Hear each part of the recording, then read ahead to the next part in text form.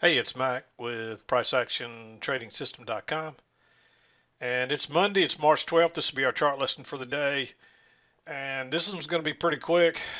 This was we had a pretty good move down, but from 10 o'clock on, there just wasn't anything up. And we just got stuck in this little two-tiered trading range.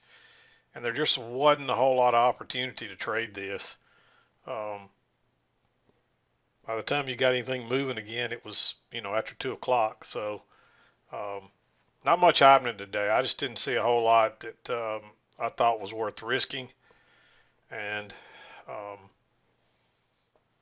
so it's not going to take long. But we'll go through the trades. I also wanted to mention my wife is having some more health issues, and she's going to have some surgery on Friday. So I'm probably going to trade through Wednesday. Thursday's kind of up in the air at this point, depending on if I'm going to be there for her or not. She doesn't go in till early Friday morning, so I'm thinking Friday's probably going to be the only day I'm going to have to take off this week. But uh, just kind of giving everybody a heads up and letting you know. And she's a cancer survivor. This is not cancer related to her previous cancer. This is something else. This is heart related, and she just can't seem to get a break health wise. But anyway, I will probably take off at least Friday, maybe Thursday this week. So definitely on Friday, no mid-morning chart posted, and no. Of course, I don't do a chart lesson on Friday anyway, but maybe not a chart lesson on Thursday either, depending on how the week goes and what she's gonna, be required to do prior to Friday. Her surgery is actually on Friday, so. But anyway, back to the chart lesson. Let's get through this real quickly. I need to get out of here today. I've got some stuff I got to do, and I'm running late, so I'm going to move through these pretty quickly. When I came in, we had already made one leg up and we had a two-legged correction, so it looked like we'd probably make another leg up. You want to look for a measured leg, and of course, when you come up real short like that, then you would expect prices are going to trade um, even further to the downside. Then, of course, this was looking like a range day, so we could just be working back to the low side. So you also had to consider once you had this leg and we started down here that we're just going to get another leg down. And that's basically what happened. We ended up pushing a little lower, and notice that target gets you right down there to the overnight lows. And we did push a little bit lower, and then we just got right back inside the range. But we couldn't go any higher. We just got stuck in this little tighter two-tiered range, so to speak, here. And it just was not a very good day.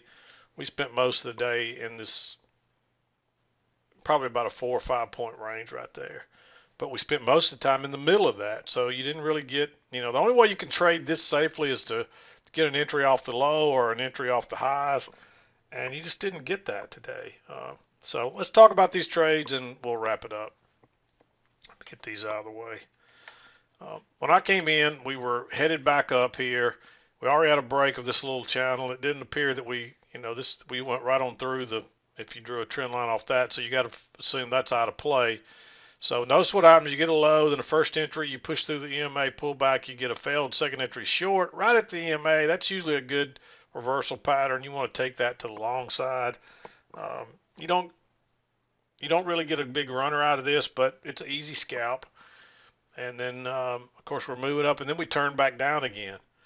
And at this point, you got to be looking first, probably to come back up here, maybe to make a measured move. But this could be the center point of a pattern, so you may have a measured move working down. So you got to be careful right in here. You got to make sure that you got a good setup. And so we're working down. We get a break here. You get a first entry, then a second entry. Notice you got a little trend line working up those 3 bars there, and you get a little close outside, move to a new high, and a nice bearish bar. That's a nice setup right there. And if you drew this line off these first lows and drug it up, it fits real nicely right across there. I mean, that's perfect. It turns down perfectly off that. And so then you get a lower high here and another big bearish bar, so I like entering again. And then we push on through a little bit of resistance right there, pull back, get a failed second entry long, reversal pattern. And so I like entering again. This is really your signal bar, but you could use this one and then put your stop above this one. And this one takes on off. It comes back to that trend line once again, but you really only get a first entry there, and that's a huge bar, and it's right into these lows across here. You can see that support, and so I think you got to skip that one, even though it turns out to be a great trade. I think you got to skip it. So, of course, it drops right down to where you expecting your measure and move to be, and then but it ends up pushing a little lower, and I don't see any really good setups here either. Um, you could argue that this is a failed second entry long, but if you'd enter right there, guess what would have happened? That's why I don't like this one. This looks really nice and it takes off, but it looks just like this right here. And look what happened when you go short right there. You don't have room to get out and it bounces. And so, especially this one, that's right into the overnight lows. So it's just not a very good setup. It would have worked, but next time it won't work. So don't beat yourself up when you see a trade like that and you want to take it and you say, but it doesn't fit the rules, and then it takes off without you. Because what that'll do is that'll encourage you to enter it next time, and the next time it doesn't work. So just keep that in mind. Then we actually get a big overshoot here. You can see we stay outside this side for quite a while, and then we bounce, and you get a first entry long, you get a second entry, but it just keeps going, and then you got a trend line working down. So I wasn't crazy about this one. It would have worked. You get a higher low right here, which is the one I would prefer to take, but then look at that resistance right across there. We've turned down every time, and so again, I just think you got to skip that. But now you got two legs up, and you've got a measured move on this little range right here, and you get a nice bearish bar. So I like trying to ride that back. You just treat that like a failed breakout here. It's a fairly small bar. And then you get a lower high here, but look at all that sideways and closing in the middle, and so you can't really enter there, and that's right into the midline, so to speak. Of course, it does take off, but you don't know that. But guess what? It comes down and it pushes through the lower side, gives you a nice bullish bar on a second entry long right off these lows. That's what you're looking for. And even this one takes it a minute to get going. Depending on where your bar closed, you may have gotten out before you got back to the midline, or you may have had to ride this to the side. But when it breaks lower here and turns back up, again, it's tempting to enter there, but it's right into that midline, and it may turn down again just like that. And so wait and see if you get the failed second entry short and the reversal pattern, and you actually get that right here, and then you get another little jog, but that's the first time it breaks higher. So, and that gives you room to get out before here. So I like that one. Quick, easy scalp, and then it turns down again. It's the same thing here. This one doesn't give you much room before that midline.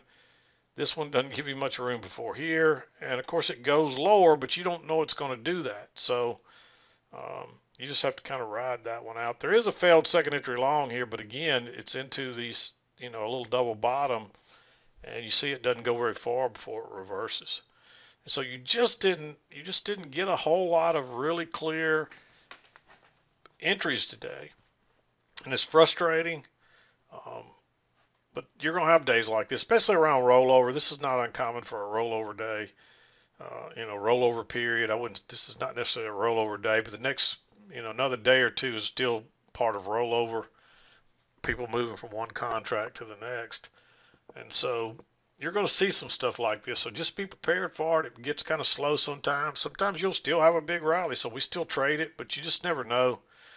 And you can see even after 2 o'clock, we rallied back. We had a failed break out this side of it, then we had a failed break out that side, and we come back and we close right along that same price level there. So just not a whole lot going on today. But anyway, I'm not going to beat around the bush. I'm going to wrap it up. I need to get home. I need to get home and help my wife out and get her help her get ready for her surgery she's gonna have this week. And again, I'll keep you posted as the week goes. But like I said, I plan on being here through Thursday and just probably not even just taking the whole day off Friday. But I may have to take off Thursday too. We'll just have to wait and see. But anyway, I'm gonna wrap it up. We'll be back again to do it tomorrow. This is Mac with PriceActionTradingSystem.com, and we'll see you next time.